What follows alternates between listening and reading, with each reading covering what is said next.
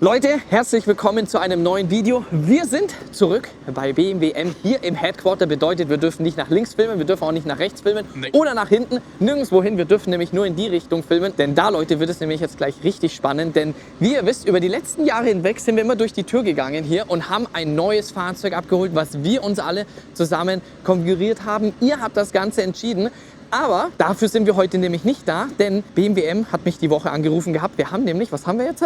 Wir haben Sonntag, den 8. März und 18:40 Uhr. Also so spontan ist diese Geschichte hier. Ich weiß noch gar nicht, wann das Video online gehen wird, denn Leute, es ist etwas sehr Geheimes, etwas sehr Verrücktes. Ich habe keine Ahnung von irgendwas. Der Robert hat eigentlich eher mehr Ahnung, weil du hast telefoniert gehabt. Ja, aber ich sag's dir nicht. Okay, perfekt. Also das heißt, es warten jetzt 2, 3 Leute auf uns.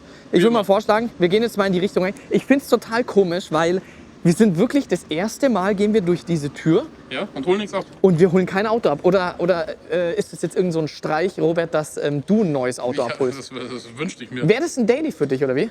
Wir sehen. Okay, komm, wir gehen jetzt erstmal rein. Grüße. Hallo. Servus, hi. Servus, Michi. Moritz. Freut mich. Freut mich, hi. Servus, Servus. Michi. Ich habe schon gehört, Robert holt heute seinen neuen Daily ab. So ein bisschen in die Richtung angeblich, weil die letzten Jahre sind wir immer hier gewesen in diesem Raum und durften immer ein neues M-Fahrzeug abholen. Ich weiß von gar nichts heute. Ich sehe nur in die Richtung. Es sieht ein bisschen sehr wild aus. Ja, wir haben heute mal was ganz Besonderes vorbereitet. Also ich bin mal richtig gespannt, denn Leute, wir werden nämlich jetzt mal gleich in die Richtung gleich mal rüberschwenken. Was ich nämlich da sehe, das sieht, also Robert, was genau soll das da drüben sein? Also Sieht gut aus. ja, also ich würde mal sagen, hier M4 GT3, das ist ja schon völlig wild, wenn ich das von vorne sehe, wenn ich den Heckflügel sehe. Ja.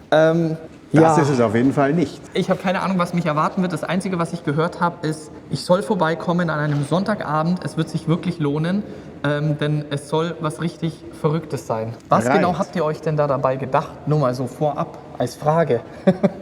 Was wir uns dabei gedacht haben.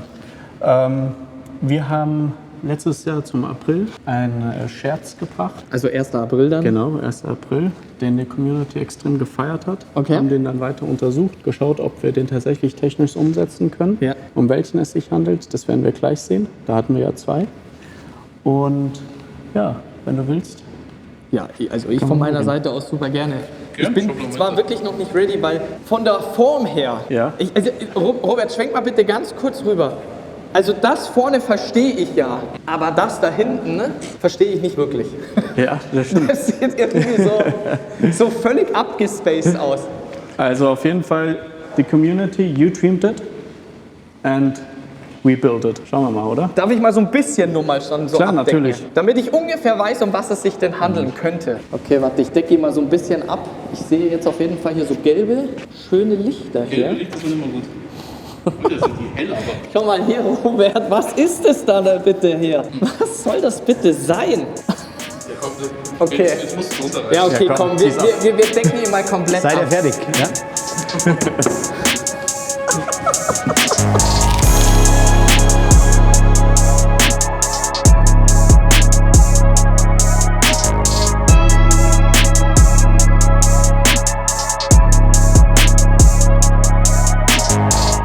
Leute, das, was wir gerade zu Gesicht bekommen, ist absolut heftig. Aber genauso heftig ist es, wenn es um das Thema Betrug bei Gebrauchtfahrzeugen geht. Und um euch da bestens schützen zu können, empfehle ich euch hierbei Car Vertical. Denn vor allem für die Leute, die aktuell auf der Suche sind nach einem Gebraucht- oder Importfahrzeug, checkt jetzt Car Vertical ab. Ihr gebt ganz simpel die VIN-Nummer von dem Fahrzeug ein für das, was ihr euch interessiert, und dann werden euch sofort die wichtigsten Daten angezeigt. Es geht hier direkt gleich los. Kilometerstand, Achtung, Schäden, Achtung. Hier Überprüfungen der Finanzen, das sieht alles okay aus. Diebstahl sieht alles okay aus. Wir sehen, die Datenquellen werden von 40 Ländern überprüft und schon sind wir hier angekommen. November 2018, wie das Fahrzeug, wie der M3 hier verunfallt ist, das sieht überhaupt nicht gut aus. Wir gehen weiter runter. Wir sehen hier aus der Polizeidatenbank, aus welchen Ländern hier die Überprüfungen abgeschlossen worden sind und dann sehen wir auch schon Kilometerstand. Sieht überhaupt nicht gut aus. Und zwar im März 2021 wurde hier der Kilometerstand zurückgestellt. Und zwar, um genau zu sein, wir sehen hier November 2018 165.000 Kilometer und plötzlich im März 2021 hat das Fahrzeug nur noch 81.000 Kilometer. Also ihr seht Leute, mit Car-Vertical könnt ihr euch hier bestens absichern, euch hier vor bösen Überraschungen schützen und für euren nächsten Bericht erhaltet ihr jetzt mit dem Code GEARCollector 20% Rabatt, also checkt den Link in der Videobeschreibung ab. Und jetzt Leute, schauen wir uns weiter den ultimativen M3 Touring Rennwagen weiter an. Der BMW M3 Touring 24 Stunden. 24 Stunden. Ey, also ihr seid verrückt und nicht nur so ein bisschen verrückt, ihr seid richtig verrückt, aber im positiven Sinne. Danke, danke, das freut mich, das freut auch das gesamte Team, weil genau das wollten wir eigentlich auch erreichen. Wir wollten etwas machen, was es seit Ewigkeiten nicht mehr gab und wir haben uns überlegt, wie machen wir es? Nehmen wir einen normalen M4 und bauen den um? Oder machen wir es richtig, so wie wir es im Motorsport richtig machen und nehmen eine richtige BMW M3 Touring-Karosse und bauen die zum Rennwagen um und werden damit auch zum 24-Stunden-Rennen auf die Nordschleife fahren. Nee. Doch, werden wir genauso machen. Ich liebe das ja. Ich liebe das. Das ist wirklich hier BMW M Motorsport. Also wirklich diese verrückten Ideen und ihr habt es ja letztes Jahr, war es ja wirklich eigentlich als April-Scherz. Ja, wirklich. Also viele dachten ja damals schon, wir hätten irgendwie das Auto mal gebaut und hätten es mal hingestellt, weil die Bilder so realistisch waren. Ja. Aber das Auto hat zu dem damaligen Zeitpunkt nicht existiert. Also ihr habt wirklich auch zu dem Zeitpunkt überhaupt nicht ansatzweise Nein, wir die hatten keine Zeichnung, Idee gar gehabt, nichts. hey, das könnte man wirklich umsetzen. Doch, Also klar, natürlich so ein bisschen, schon, aber es war nicht irgendwo so ein bisschen der Gedanke, dass man jetzt sagt, okay, hey, wir wollen jetzt damit so ungefähr nächstes Jahr 24-Stunden-Rennen damit fahren. Nee, in der Form noch nicht. Wir hatten zwar immer wieder den Gedanken gehabt, schon seit mehreren Jahren, seitdem wir den Touring gesehen haben. Roy hatte immer mal wieder das Thema gepusht. Und dann haben wir gesehen, am 1. April, die Community ist vollkommen ausgerastet. Wir haben einen Reach erreicht, der im Schnitt für den BMW M Motorsport Post komplett einfach ausgeufert ist, dass wir gesagt haben, okay, wir nehmen jetzt das als Argument und nehmen es mal mit zu unseren Chefs und sagen, wir wollen das Fahrzeug umsetzen. Wir wissen ungefähr wie. Ja, und dann hat es 8 Monate gedauert, vom ersten Strich, also wo wir richtig Ernsthaft? angefangen haben zu zeichnen, bis das Auto hier steht. Und was wichtig ist, das ist kein, wir haben einen GT3 genommen, den anders verkleidet. Es ist ein Touring. Ja. Du machst die Tür auf. Es ist halt ein komplettes Touring-Chassis. Wir haben die B-Säule, wir haben hier eine Tür, die nicht aufgeht, weil wir uns den Griff gespart haben, aber es ist ein Touring. Du kannst ja auch reinsetzen, du hast ein wunderbares Raumgefühl, weil wir natürlich den Platz auch im Fahrzeug haben wie im Touring. Ja, also auch hier. Ich setze mich mal rein, wenn Ja ich klar, darf. natürlich. Aber danach muss ich mir gleich mal das Heck anschauen, weil das ist ja echt... Also wir hätten es ja auch irgendwie irgendwelche Übernahmeteile machen können oder irgendwas aus der Serie, Carbonverkleidung überall, wo du hinkriegst, haben wir angepackt. Ey, das fühlt sich so real an, weil du sitzt jetzt wieder hier drinnen und ich finde, du blendest komplett aus, dass du eigentlich in einem Touring sitzt. Ja. Also vom Feeling jetzt her, ich würde jetzt denken, okay, ich sitze jetzt hier im M4 GT3 aber nein, es ist einfach ein M3 Touring. Auch da als Fakt, das Wichtige ist, ja, es ist eine Touring-Karosse und ja, wir machen das für die Community, aber wir machen es mit dem ernsthaften Hintergedanken. Ja. Das Fahrzeug ist ein vollwertiges Rennauto, es ist innen 1:1 ein M4 GT3. Ja. Wir sichern das Auto genauso ab und wollen auch sicherstellen, dass wir da entsprechend performant unterwegs sind. Fällt dir was am Käfig auf? Ja, es sieht ein bisschen anders aus. Das sieht ein bisschen ausgeweitet aus hier. Ja, weil wir haben den Käfig tatsächlich angepasst. Die Jungs haben es nochmal komplett, also die Jungs und die Mädels haben es komplett neu gezeichnet. Ja. Und wir haben jetzt einen, ich sag mal, einen GT3 mit der Befähigung für einen Beifahrersitz. Also der M3 Touring 24 Stunden. Genau. Wir können den irgendwann einsetzen für Taxilabs. Taxifahrten zum Beispiel, Geil. ja, auf der Nordschleife. Das wäre doch was hier, GEARCollector Track Day. Ja, Ein paar Taxifahrten, oder? Damit? ja klar, wir laden euch gerne herzlich ein dazu. Das wäre wär doch mal hier was. Ey, also wirklich, das ist. Also jetzt, wie hoch ist für euch dieser Aufwand gewesen in dieser kurzen Zeit? das umzusetzen? Also das Team hat extrem performt. Man muss sagen, also als wir mit der Idee um die Ecke kamen, haben sie gesagt, wie wollt ihr das machen? Das Auto soll in 8 Monaten dastehen, es soll in 8 Monaten fahren, aber die haben richtig Gas gegeben. Die haben angefangen, also wirklich, die sind freiwillig die Extrameile gelaufen, die haben sich extrem überlegt, was sie alles ändern können. Also allein die Touring-Karosse an sich ist ja nicht perfekt geeignet für ein Motorsportfahrzeug. Ja. Allein hier der Luftwiderstand, der hier über die Seite bei Highspeed-Kurven auftritt, das ganze Auto wird auf die Seite gedrückt. Deswegen auch hier, wir haben viel Zeit investiert, auch über die Position vom Heckflügel. Das ist ja eh. Also der Heckflügel ist Übernahmeteil vom GT3. Wir haben den Schwanhals, also jetzt glaube ich, kann man ihn Schwanhals nennen.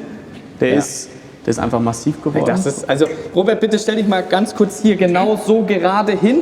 Ich gehe jetzt mal kurz auf die Seite und jetzt, Leute, zieht euch bitte dieses Heck mal rein. Und was ich ja völlig verrückt finde, ist hier auf der einen Seite die Verbreiterung. Du weißt gar nicht, wo du hinschauen sollst, weil alles so gut ausschaut und so, aber halt alles hat seine Funktionalität. Das ist verrückt. Also zum Beispiel allein hier dieses Luftleitblech, das hat ja ein M3 Touring eigentlich nicht. Allein das haben wir dafür ausgelegt, dass wir den Flügel noch mal besser anströmen können. Verrückt. Wir hatten hier die Innenraumdurchströmung, eine neue Heckscheibe gemacht. Wir haben hier diese Air-Intakes haben wir hier nochmal angepasst für die Getriebekühlung beim GT3. Der ist nur auf der rechten Seite, oder? Ja, auf der anderen Seite werden wir die Klimaanlage noch befähigen, aber Gewicht zählt. Und auf der Nordschleife kann ja auch teilweise mal ordentlich viel Regen runterkommen oder schlechtes Wetter oder Schnee sein. Dass wir gesagt haben, die Klimaanlage bauen wir erst hinterher ein, einfach um auch das Gewicht zu sparen. Aber jetzt, wo du sagst, ja klar, also das Bild natürlich, das kenne ich, was ihr am 1. April gepostet habt, das ist schon verrückt. Also wirklich, wie nah das Ganze jetzt so ist. Ich glaube, Flügelposition war so ein bisschen anders, wenn ich mich daran erinnern kann, sah so ein bisschen weiter unten aus, kann das sein? Ja, das haben wir nochmal neu berechnet. Wir können ja einmal ganz kurz das Bild mal einblenden, ne? Damit man das mal genau sieht. Aber das Rendering war trotzdem extrem nah an dem, was final rausgekommen ist. Wir sind selber sehr überrascht gewesen, wie gut das Rendering war. Aber auch da nochmal, das war ein schönes 3D-Rendering. Wir haben extra ein ordentliches Rendering gemacht, damit wir da auch die Bilder ordentlich erzeugen können.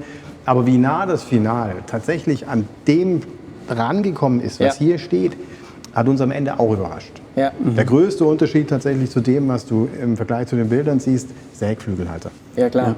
Klar. Wir haben auch die Seite ein bisschen angepasst. Hier die Linie, die du siehst, die haben wir etwas weiter nach vorne gezogen. Die haben wir stärker runterfallen lassen, dass es einfach auch noch mal aggressiver aussieht, breiter rüber kommt das Auto.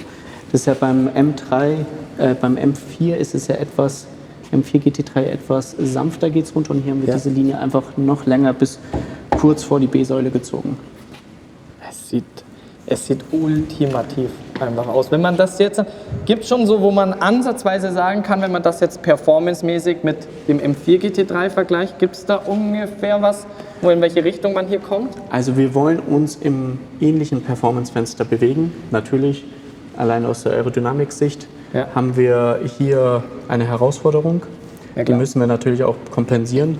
Es gibt ja auch die BOP am Ende des Tages. Da hoffen wir, dass wir auch durch die BOP natürlich stärker in das Performance-Fenster von einem GT3 reinkommen. Das Fahrzeug wird in der Prototypenklasse in der SPX beim 24-Stunden-Rennen antreten. Das heißt, hier durften wir auch noch mal ein bisschen was machen, allein von den Heckflügel und den Luftleitblech und sowas. Allein die Touring-Karosse darfst du ja gar nicht in der SP9 bzw. GT3-Klasse fahren. Daher mussten wir in der SPX antreten. Okay. Und der Nürburgring ist auch der einzige Ort, wo wir mit einem Touring fahren können. Das muss man auch dazu sagen. Überall anders ist ein Coupé vorgeschrieben. Der Nürburgring hat durch die SPX-Klasse uns einfach die Möglichkeit gegeben, das umzusetzen. Ich wollte gerade sagen, weil ich finde, emotional, finde ich, ist ja das der Auftritt hier mit so einem Fahrzeug. Nürburgring, 24-Stunden-Rennen, allein die ganze M-Community, wenn man das Fahrzeug dieses Jahr dort fahren sehen wird, das wird halt ultimativ werden. Und für uns, wie gesagt, so nett und so emotional wie das Projekt ist, das ist ein ernsthaftes Rennauto. In aller Konsequenz, in der Absicherung für uns, in der Performance. Wir wollen damit zeigen, was wir können. Das ist kein reines Spaßprojekt, sondern es ist dafür Das finde ich da. ja eben genau das, was mir gerade so taugt, weil man könnte ja auch sagen, okay, wir machen jetzt ein Showfahrzeug daraus, wir machen jetzt hier ein paar Taxifahrten, es sieht mega gut aus, aber für euch ist ja wirklich das Ganze auf Ernst, dass ihr sagt, hey, 24-Stunden-Rennen, bestenfalls siegen, ja. Wir wollen es richtig ernst machen. Aber auch hier, wie du es gerade eben angesprochen hast, Community. Ja. Wir machen es für die Community, auch als kleines Dankeschön für die große Unterstützung in den letzten Jahren. Haben hier die kompletten Kommentare drauf geschrieben, also drauf gepostet, ein paar von denen. Haben einige drüber gezogen, also... Aber das ist auch genau das Thema, was ich auch schon jetzt ich glaube, ich habe es mal vor 2-3 Jahren habe ich es angesprochen gehabt, warum BMW M und auch hier M Motorsport, warum ihr mittlerweile so erfolgreich seid, weil ihr hört auf die Community, ihr hört auf die Kunden. Und das macht, finde ich, diesen großen Unterschied und vor allem dieses Emotionale, diese Dankbarkeit. Die Community, die merken sich das, ja. Und ich finde halt damit hat man jetzt genau nochmal wieder bewiesen, den Einsatz von euch und wie man mit der Community da zusammenarbeitet. Also wirklich, ich kann nur sagen, höchsten Respekt, mega Glückwunsch. Und ich meine, Leute, wir werden das Auto dieses Jahr beim 24-Stunden-Rennen sehen. Also was gibt es Geileres? Oh, wirklich. Und für uns hätte es ohne Community nie stattgefunden. Das ist genau, der das meine ich ja. ausschlaggebende Punkt gewesen. Genau. Hätten nicht alle das Auto so gefeiert, Ja, hätten wir nie die Rückendeckung gehabt, sowas umzusetzen klar, in der Art und Weise. klar. Du bist natürlich kostentechnisch, entwicklungstechnisch. Ich will ja gar nicht wissen, was habt ihr mit dem Fahrzeug im Windkanal getestet und so weiter. Wir haben es ja jetzt, also den M2 jetzt mit dem Track-Kit ja zusammen getestet haben, waren wir auch im Windkanal und wir haben das ja mal wirklich gesehen, was das für ein Aufwand ist, was das Kosten sind, was da Entwicklung dahinter steckt und dann natürlich bei sowas ist es natürlich ganz extrem. Ja, definitiv. Also Windkanal haben wir auch nochmal, auch die Aero-Jungs haben da mal richtig Mühe reingesteckt, das Auto auch genauso nochmal abzusichern. Auch die ersten Testfahrten mit unseren Jungs. Was mich extrem überrascht hat an dem Fahrzeug war, als ich mit den Jens Klingmann geredet habe nach der ersten Testfahrt, kam er zu mir und sagte, Moritz, er muss eigentlich überlegen, zweimal drüber nachdenken, wenn er aus dem Rückspiegel guckt, oh, ist ja ein Touring, ist ja gar kein GT3. Ja, klar. Also herrlich, perfekt.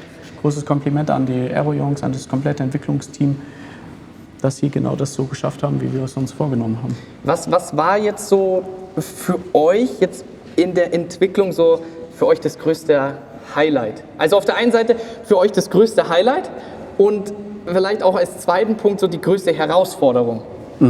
Also mein absolutes Highlight für mich persönlich war, als das Chassis das allererste Mal aus dem Weg Regensburg, wo das ausgearbeitet worden ist, also wo sie per Handarbeit die komplette Grundkarosserie auseinandergeschnitten haben, zusammengeschweißt haben, wo das Auto dann oder das Chassis das allererste Mal zu uns kam und es ausgeladen worden ist, wir es ausgepackt und wir festgestellt haben, okay, jetzt steht hier ein halbes Auto zumindest. Ja. Die größte Herausforderung, die wir hier hatten, war definitiv die Aerodynamik, die wir managen mussten. Ja. Für dich ähnlich? Dasselbe, ja.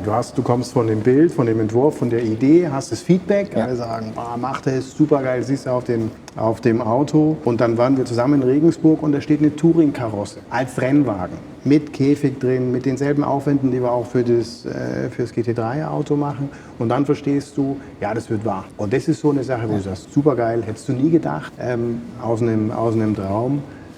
Aus einem April-Scherz, ja, wo du eigentlich sagst, das ist schon wirklich Wahnsinn. Ich könnte jetzt auch nicht sagen für mich, weil das sieht alles so extrem abgespaced aus im positiven Sinne, was jetzt für mich, sage ich jetzt mal, mein Lieblingspart wäre, ob eher vorne oder hinten, weil ich denke mir so, okay, hinten dieser Riesenflügel und dieses breite Heck, aber dann schaust du auch wieder von vorne und dann siehst du diese leuchtende Niere, wie tief er ist. Und dann siehst du halt auch die Länge. Also das ist wirklich extrem. Gibt es für euch so einen Favoritenpart, wo ihr sagt, okay, dieses Detail, das findet ihr am schönsten? Also ich feiere zwei Sachen.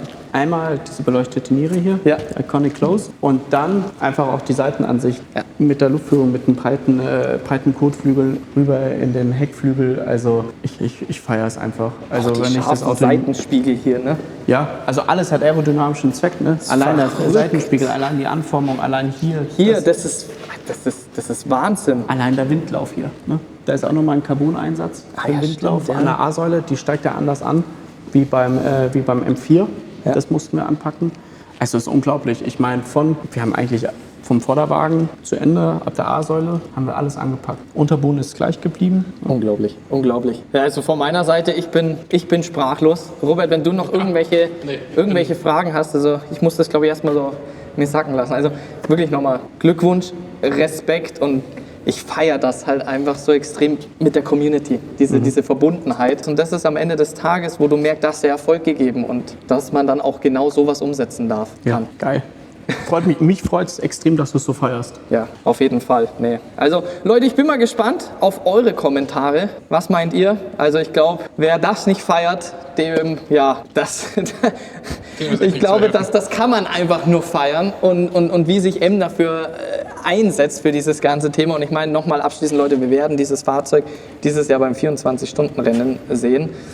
Ich kann es kaum erwarten, das Auto dann live zu sehen. Vor allem, wenn dann so richtig schön der Sonnenuntergang kommt und du dann diese Nieren doch besser. Ich glaube, das wird so böse ausschauen. Da haben wir auch noch eine kleine Überraschung. Und zwar zum 24er wird es nochmal ein komplett neues Design bekommen von der Livery her. Das klingt natürlich sehr spannend. Da bin ich mal sehr gespannt drauf. Machen wir Schluss hier mit dem Video. Vielleicht sehen wir uns ja bald wieder, wenn wir hier dann vielleicht mal bald wieder ein Auto abholen dürfen. Schauen wir mal, was das dann so wird. Besten Dank euch, gell? Vielen Dank fürs Kommen. Mega nochmal. Und ganz viel Glück in diesem Jahr bei der Saison. Danke. Alles klar. Dank. Leute, wir sind raus. Bis zum nächsten Video wieder. Peace out.